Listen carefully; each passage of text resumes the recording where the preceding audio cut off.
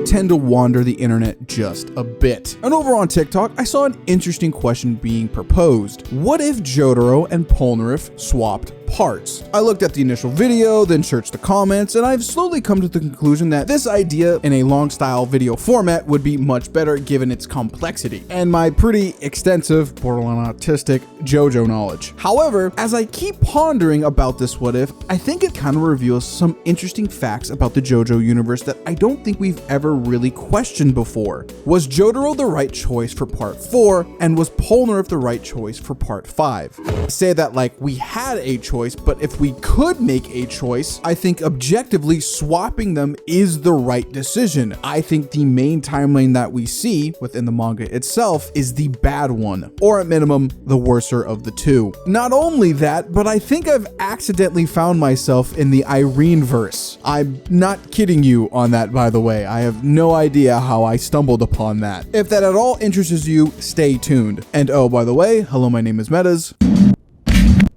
あるかもしれない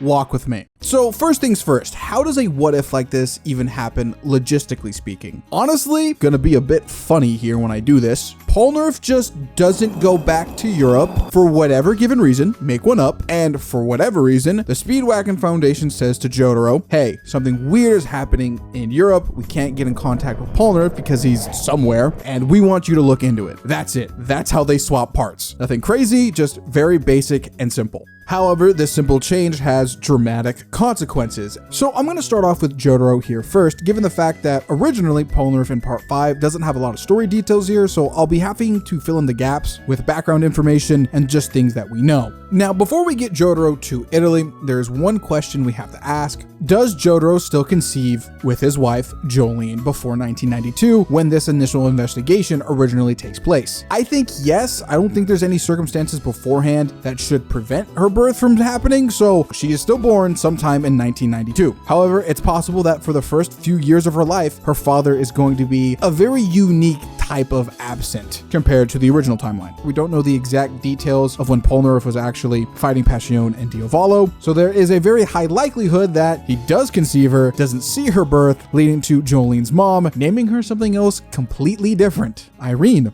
Weird. Keep that in mind. That might be important for later.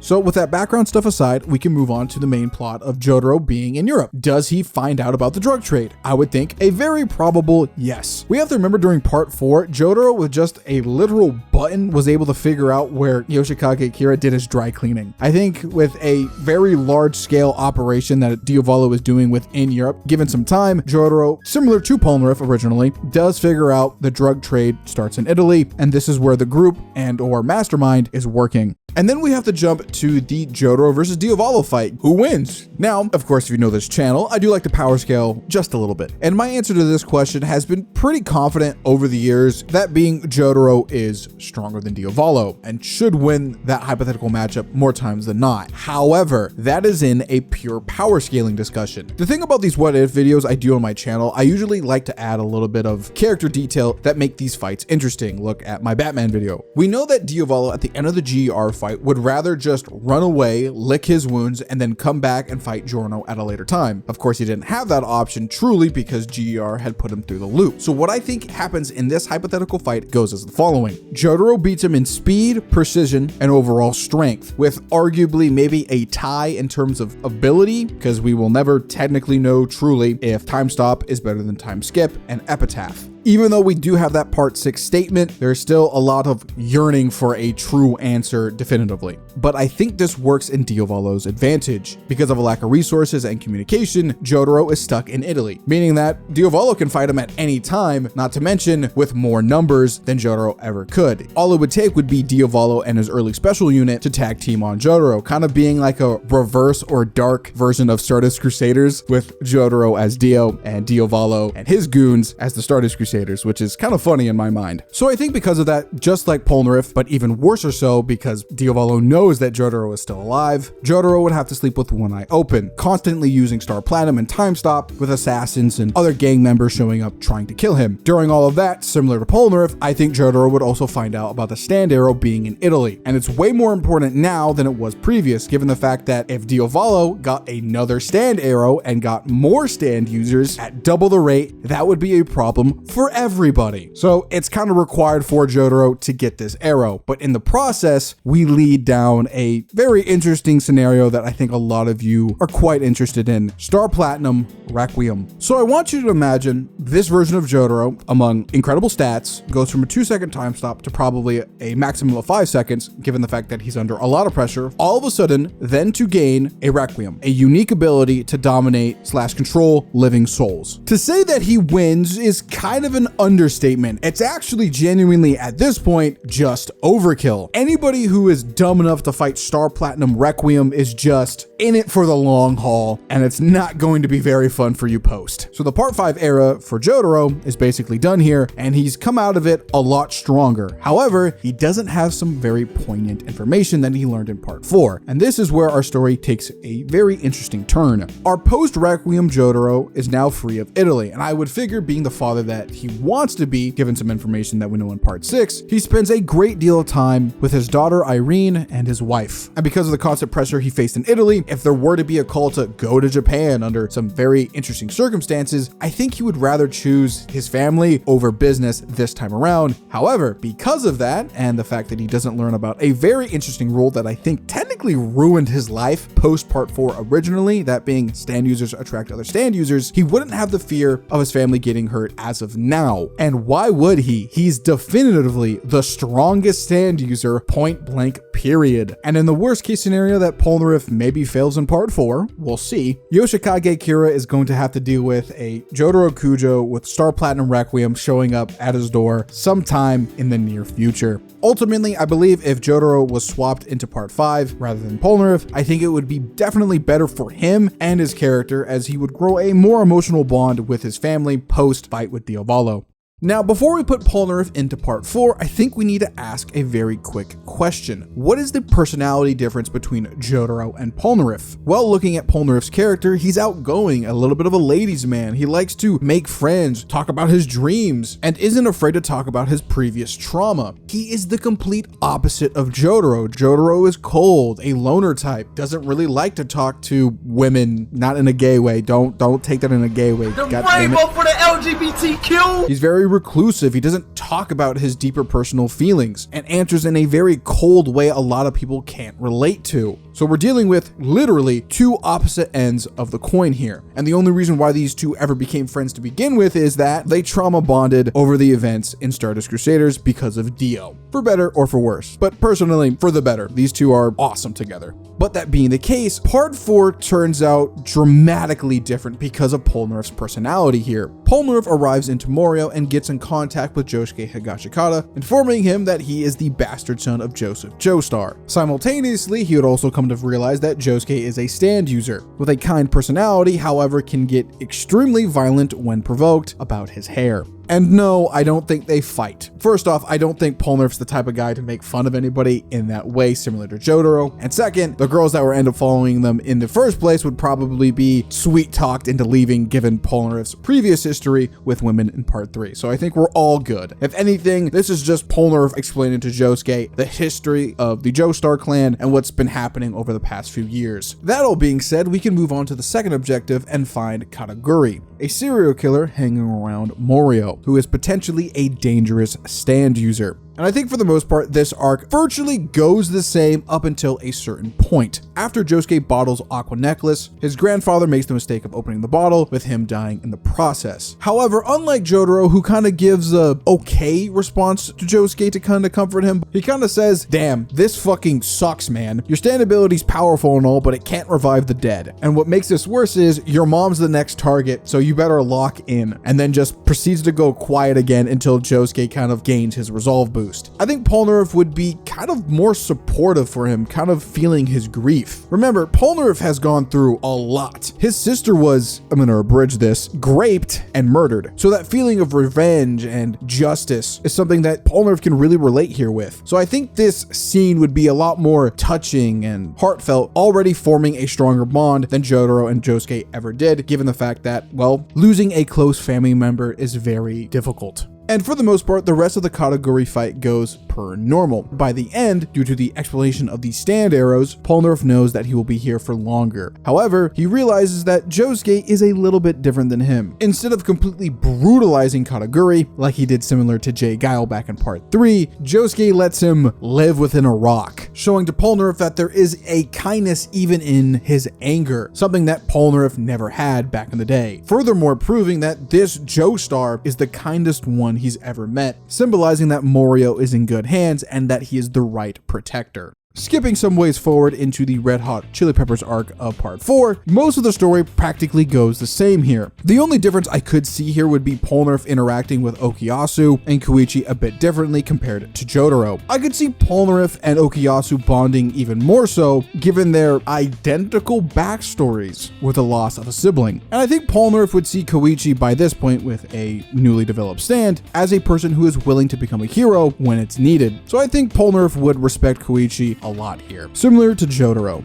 which places us at the beginning of the final battle between Red Hot Chili Peppers and the newly formed Morio Warriors group. And I see this fight going one of two different ways. Number one, it goes exactly the same way like the original encounter, with Polnareff scolding Okuyasu about his actions, kind of being a mirror to when Kakyoin scolded Polnareff about his actions during his fight with Jay Guile, giving Okuyasu a little bit of an attitude adjustment for the later half of that fight with Akira. With the second possibility being during the fight between Red Hot Chili Peppers and Okuyasu, Polnareff tells Okuyasu to chill it off. His brother wouldn't want him to be recklessly putting himself in danger and potentially lose his life, ultimately failing the both of them. If he does listen in this moment, Polnareff, Josuke, and Koichi and Okuyasu now can just completely bully the guy. However, in either scenario here, I think that Okuyasu learns a pretty good lesson from Polnareff to kind of control your emotions just a little bit better. That means he tells Polnareff about the rats, meaning that the Let's Go Hunting arc happens not as per normal as I think it's going to be. You see, originally it was Jotaro's kind of like test for Josuke, proving to him that Josuke is the protector of Morio, and once he leaves, that Morio is all set. However, Polnareff is not Jotaro. He does not have a lone hero mentality. He's always a friendly guy. Looking back in part 3, he's always around groups. I think genuinely here it would be Polnareff, Josuke, maybe Okuyasu, maybe Koichi, maybe all four of them, who knows.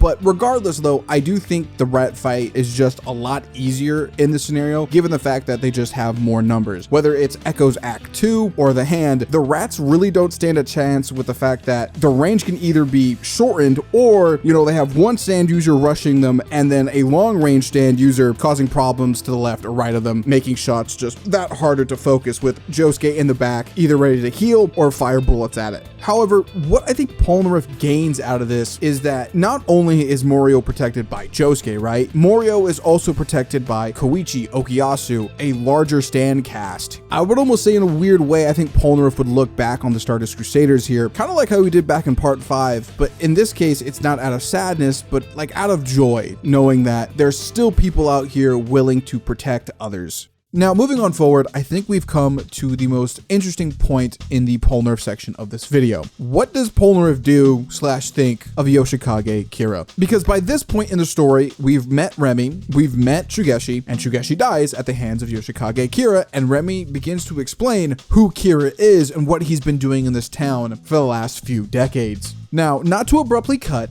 but I have to ask you guys, the audience, a question real quick. What is the difference between Jay Guile and Yoshikage Kira aside from stand ability and personal appearance? Not a lot. Yoshikage Kira, similar to Jay Guile, defiles corpses and kills people brutally, and to our knowledge, mostly women. However, there is no evidence to find somebody like Kira, thanks to his stand ability. He ultimately gets away with it more times than J. Guile ever did, therefore making me believe Polnareff would be livid. We go from this joyful character who's been helping out the Morio Warriors for majority of this part so far, all of a sudden switch and go full-on revenge mode. Jotaro's whole thing was, I have to defeat Kira because it's the right thing to do. He is the lone hero. But for Polnareff, it's a lot more personal. Kind of crunching some numbers here and doing a little bit of headcanon, Sherry should have been at least, give or take, 18 at the time of her death, possibly even younger. So I would think when Polnareff looks at Remy, he would feel this deep compassion for her and what happened to her and everybody in Morio. Basically, what I'm trying to say here is Polnareff would fucking hate, and I really mean this, hate Yoshikage Kira. But showing the character progression here, he's not going to willingly do this alone because Kakyoin had taught him that in part 3. So he would look at the boys and basically everybody here by this point, even Rohan Kishibe, which, hold on, pause from the dramatic moment. I think the character interaction between these two would be very negative. I think Rohan wouldn't like the Frenchman because the Frenchman's annoying, and I think the Frenchman wouldn't like Rohan because Rohan's a prick. Anyway, despite that though, he would look at all of them and be like, we're going to get this guy, and when we do, I'm going to obliterate him. So unlike the original part, there's even more thematic weight involved in the story because of Polnareff. And with their only piece of evidence being a button from Kira's coat, Polnareff will encounter sheer heart attack with Koichi. I don't think anything really changes here with Koichi. I still think he would just randomly encounter his mentor figure, just like within the original manga. Where I think the major change occurs is when Jotaro has to save Koichi the first time around when sheer heart attack is on his face. Replace that with Polnareff, and Polnareff realizes that he did no damage to it. That's because sheer heart attack, for whatever godforsaken reason, is just so durable, it barely takes damage from Star Platinum, the world. In this moment, Polnareff has to make some pretty crucial decisions. If neither him or Koichi can damage it, and it's extremely relentless, and I would think he would know that it's automatic thanks to his experience, but he wouldn't figure out the heat detection till probably a little bit later on. So what options do you have here? Well, I think Koichi has a point in which his Echoes Act 2 has a pretty significant range, and the killer is nearby. And we do know, thanks to the Part 5 original story, Polnareff sat on Diavolo's identity for a very long time until it became poignant for the Part 5 crew. So I would think here, as long as they get the face of Kira, they win. So it's either that or you beat him now. So if anything, retreat to the killer. So I think he probably asked Koichi just to set up distractions using Echoes Act 2's ability. So as these two are just sprinting away as fast as they can against this thing, Echoes Act 2 is just behind them, throwing every word in the dictionary as they're running away. So of course we would see things like wind, knockback, bounce. Eventually I think we would see heat and like electricity being thrown at him, like through like some type of sizzle or static move. And through just sheer trial and error, Polnareff would realize it's heat. Heat attracts it. Koichi, just keep on using heat-based words and get it in a position where it just stops following us. Now, to play devil's advocate here, if that doesn't happen, they both die, and this becomes an infinitely more harder part for the Morio Warriors who do survive. Thankfully, though, this is my video, and we can keep on going.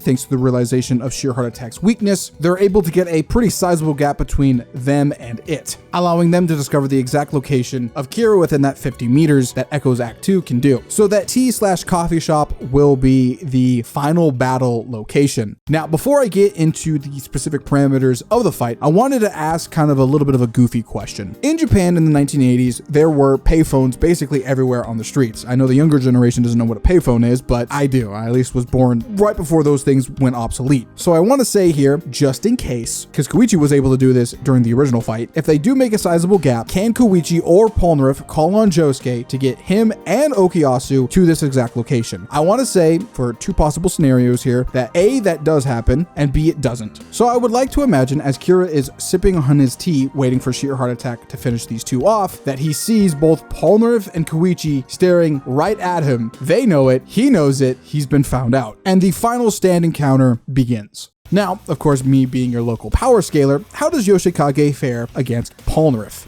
You're really fucking asking me that? The guy that I've glazed to be like the third strongest, arguably the second strongest Stardust Crusader, with like more stand experience than Kira has ever had in his entire life? Are we being dead ass here? Polnareff is packing him up. The only reason why he was able to survive against Josuke as long as he did during the Bite to Dust arc was because of Stray Cat. He don't got Stray Cat here, so he's even at a bigger disadvantage in terms of a 1v1. Kira's only leverage here is sheer heart attack slowly coming back to him after eventually getting past the sizzle or the static that Echo's Act 2 used. However, by this point in the fight, I think similar to the original one with Jotaro and Koichi is going through a little bit of resolve boost because he's seeing Kira in the flesh. He looks like a bitch. Why should he be scared of him? I don't know why Act 3 wouldn't appear here in this case, because that's how it was birthed originally anyway. So as Kira thinks he has an out while defending himself against Polnareff, Echo's Act 3 is born and then completely stops sheer heart attack from getting any closer, pinning Kira to the ground, meaning that Polnareff has free advantage to just destroy him. Now, to be fair to Kira could maybe plant a bomb on a table or a chair.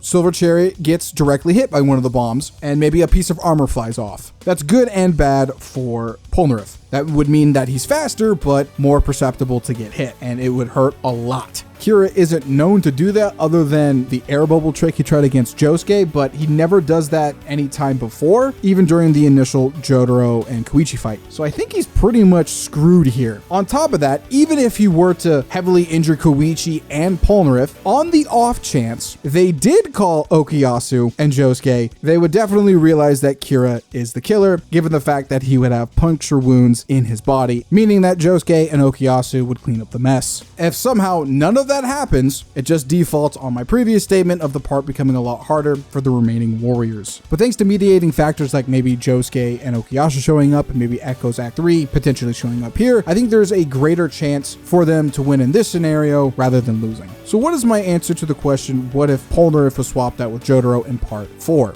I think it results in a much better part, with a mentor who really connects with the overall group and thinks a bit differently when it comes to stand fights, given the fact that he doesn't have the world nor the strength of Star Platinum, so he has to rely on the Morio warriors more than Jotaro did, allowing unique situations over the course of this video to occur, either in stand fights or bonding time. So nearing the end of the video, let's clear up some loose ends about the actual part 5 story and part 6. I'm actually finding it pretty hard to understand what part 5 would look like post a Jotaro with a Requiem stand defeating Diavolo, given the fact there would be a mobster slash gangster power vacuum in Diavolo's wake. So there could or couldn't be a Giorno here that maybe turns evil, given the idea that maybe the mysterious gangster never helps him. And even if he were to turn evil, Requiem Jotaro and a very much healthy Polnareff can easily solve that issue if it ever were to arise. And I don't even think part 6 happens. There's just literally no way Pucci can defeat both of them, let alone a Requiem stand on top of that. I just very highly doubt it. When you swap Jotaro and Polnareff in the parts they were in, I think it ultimately leads to a better result for both of them if the scenario goes right. Because there's definitely some win cons with Diavolo and Kira. Either Kira wins through sheer heart attack and the fact that it's just overpowered, or Diavolo gains a number advantage on Jotaro. But in the best case scenario, Jotaro probably ends up becoming a better dad, given the fact that he's not totally anxious about Irene or his wife potentially getting hurt because of him being a stand user. And Polnareff, it's all around better. The guy doesn't lose his legs. He's around people he likes. He grows a better relationship with so many different people. It's just a massive plus for Polnareff, and really should have been the ending for both of their stories, honestly, if the original timeline didn't happen. So while it might not exactly be the Irene verse like we saw in part 6, I think this is a pretty close estimation of what a possible good Jojo timeline could have ended up looking like, with everybody just being happy. Well, with that all being said, like, comment, share, subscribe. Follow me over on Patreon if you want to consider supporting me. Stay hydrated, and I will see you in the next one, ladies and gentlemen. Deuces.